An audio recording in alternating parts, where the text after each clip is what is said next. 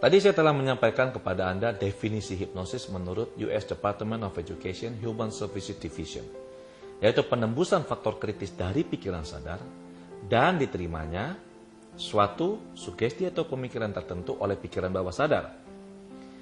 Dari statement ini kita tahu bahwa ada dua jenis pikiran, pikiran sadar dan pikiran bawah sadar.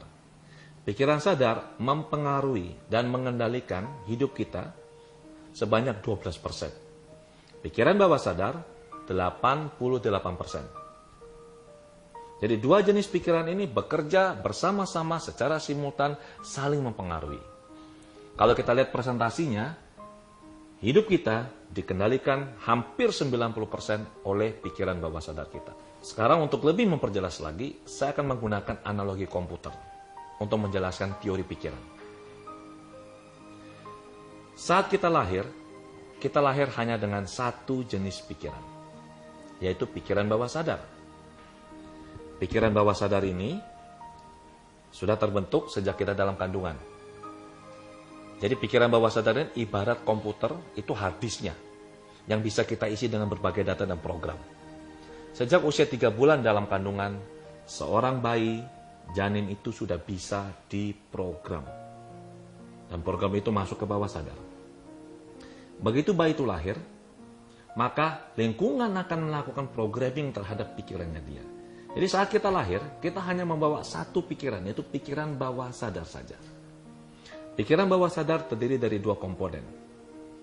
Yaitu pertama, yang disebut dengan modern memory area. Ini yang lebih sering dikenal sebagai subconscious oleh kebanyakan orang.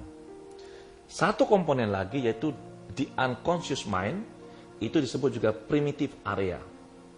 Nah, waktu kita lahir, daerah primitif ini, primitive area sudah berisi program yang diberikan oleh Tuhan, Sang Pencipta. Daerah primitive area ini berhubungan dengan berbagai program, berisi berbagai program, yang tujuannya untuk bisa apa? Membuat kita tetap hidup.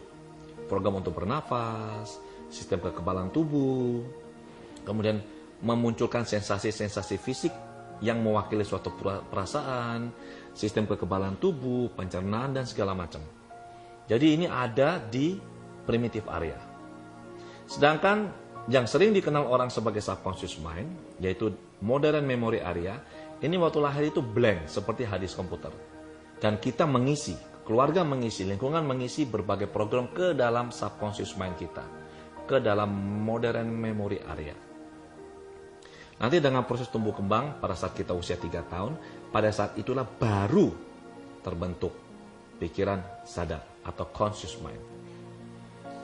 Conscious mind ini nanti semakin lama akan semakin tebal, semakin menguat, dan akan sangat tebal pada saat kita berusia kurang lebih 13 tahun. Itu sebabnya mengapa anak yang sudah berusia kurang lebih 13 tahun itu cukup sulit kalau kita beritahu. Untuk kita mengubah perilakunya, program pikirnya itu akan sangat sulit.